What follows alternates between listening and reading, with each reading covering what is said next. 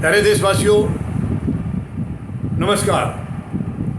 अब जैसा आप सबको पता है, राष्ट्रपति पद का चुनाव संपन्न हो चुका है 21 जुलाई को नतीजे आने के साथ साथ, और अब उपराष्ट्रपति पद के उम्मीदवारी जो है वो नामांकन भरे जा चुके हैं। चुनाव प्रचार उनका चल रहा है। 6 अगस्त को चुनाव होना है उपराष्ट्रपति पद के लिए। 6 अगस्त को चुनाव होना है और 2 उम्मीदवार इस वक्त मैदान में हैं। श्री जगदीप धनखड़ एनडीए की तरफ से हैं, श्रीमती मार्गारेट अल्वा अपोजिशन की तरफ से हैं। हालांकि कौन जीतेगा कौन हारेगा इसके बारे में मैं कोई टिप्पणी आपको नहीं कर सकूँगा। हाँ, वर्तमान जो हालात नज़र आ रहे हैं वो श्री जगदीप धनखड़ जी के पलड़ा उनका भारी लग रहा है, क्योंकि विपक्ष जो है वो बिखरा हुआ है, पूरी तरह से बिखरा हुआ है, जो अभी साफ देखने को मिला था राष्ट्रपति पद के चुनाव के दौरान भी साफ तौर पर दिखाई दिया है। और उपराष्ट्रपति पद के चुनाव में भी काफ़ी हद तक विपक्ष टूटा हुआ है, पहले से बिखरा हुआ है। और टीएमसी जो कि बहुत बड़ी पार्टी है, टीएमसी ने चुनाव से गैरहाजिर होने के लिए कह दिया है, ये चुनाव में हिस्सा नहीं लेंगी। अब इनके जो भी कारण हैं, तो विपक्ष इस तरीके से इस सरकार के सामने बिल्कुल एकदम कमज़ोर साबित हो रहा है हर मामले में। और टीएमसी ने ये कह के पल्ला झाड़ा है कि हमें जब ये विपक्षी तरफ से साझा उम्मीदवार जब चुना गया है तो हमारी सलाह नहीं ली, हमसे पूछा नहीं गया। खैर चलिए, जैसे भी है, मैं श्री जगदीप धनखड़ जी का थोड़ा सा आपको परिचय देना चाहूँगा। इनका जन्म 18 मई 1951 को राजस्थान के झुंझुनू जिले के किठाना गांव में हुआ था।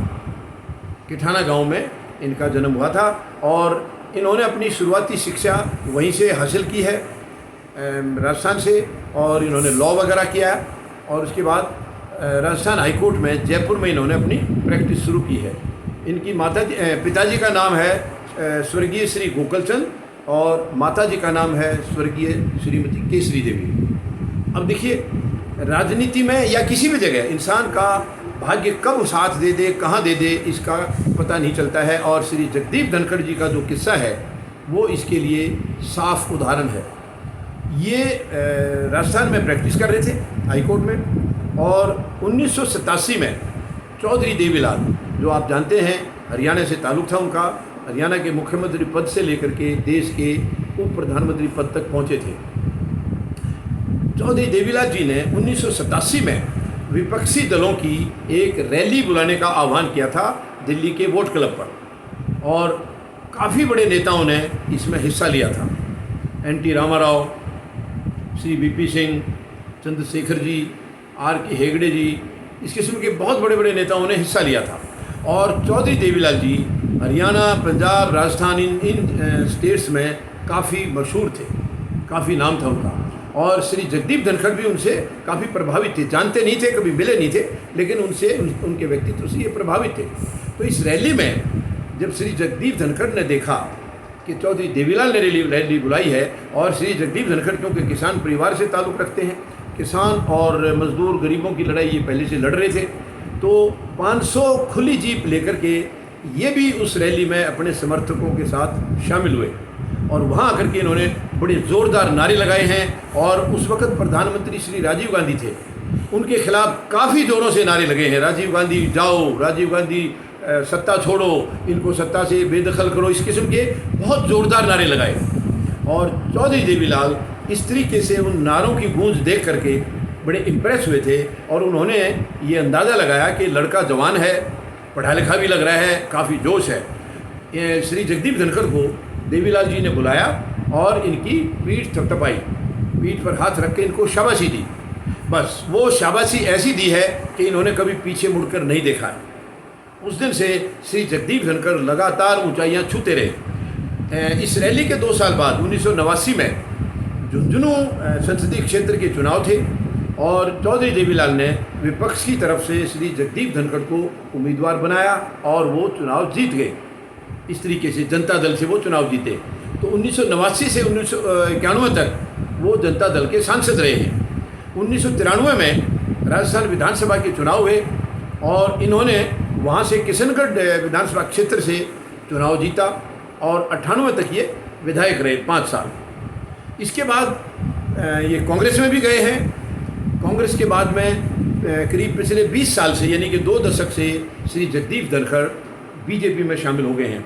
चौधरी देवीलाल के परिवार से इनके जो रिश्ते बने थे वो रिश्ते आज भी कायम हैं, आज भी उनके परिवार के साथ रिश्ते उतने ही मजबूत हैं। तो इस तरीके से श्री जगदीप धनखड़ कई पदों पर रहे हैं।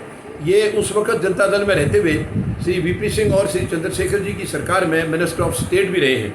और जब श्री देवीलाल जी का वीपी सिंह जी से अनबन जब हो गई थी, रिश्ता ख़राब हो गया था, तो ये श्री देवीलाल जी के पक्ष में रिजाइन करके आ गए थे। तो इस तरीके से इनका काफ़ी इम्प्रेशन अच्छा रहा। वर्तमान में श्री जगदीप धनखड़ पश्चिम बंगाल के गवर्नर हैं और इनको उपराष्ट्रपति पद का उम्मीदवार बनाने का जो मकसद है एनडीए का, वो है 2023 में राजस्थान विधानसभा के चुनाव होने वाले हैं, 2024 में हरियाणा विधानसभा के चुनाव हैं और 2024 में ही भारत के जो संसदीय चुनाव हैं वो भी होने हैं। तो जाटों का ये वोट बैंक, क्योंकि बीजेपी जो भी काम करती है वो वोट बैंक के हिसाब से करती है, तो ये इनको सब देखते हुए श्री जगदीप धनखड़ जी को उपराष्ट्रपति पद का उम्मीदवार बनाया गया है और उम्मीद भी पूरी लगाई जा रही है कि यही चुनाव जीतेंगे। मैं कोई भविष्यवाणी वैसे नहीं कर रहा हूँ, लेकिन जो वर्तमान में हालात जो दिख रहे हैं विपक्ष के, उनको देखते हुए और ये जो राष्ट्रपति चुनाव संपन्न हुआ है, इसको देखते हुए लग रहा है कि श्री जगदीप धनखड़ ही विजयी होंगे, ऐसा मुझे लग रहा है। बाकी ये समय के गर्भ में है, 6 अगस्त को चुनाव होने हैं और उसके बाद क्या नतीजा होगा वो आपके सामने आ जाएगा। लेकिन फिलहाल जो पल रहा है वो श्री जगदीप धनखड़ का भारी लग रहा है। मैं अपनी तरफ से और फौजी जनता पार्टी की तरफ से दोनों उम्मीदवारों को शुभकामनाएं देता हूं।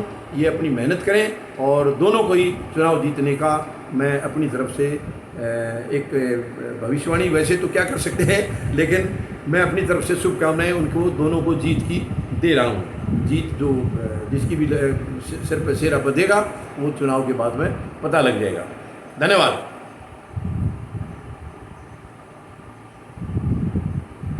जय जवान, जय किसान,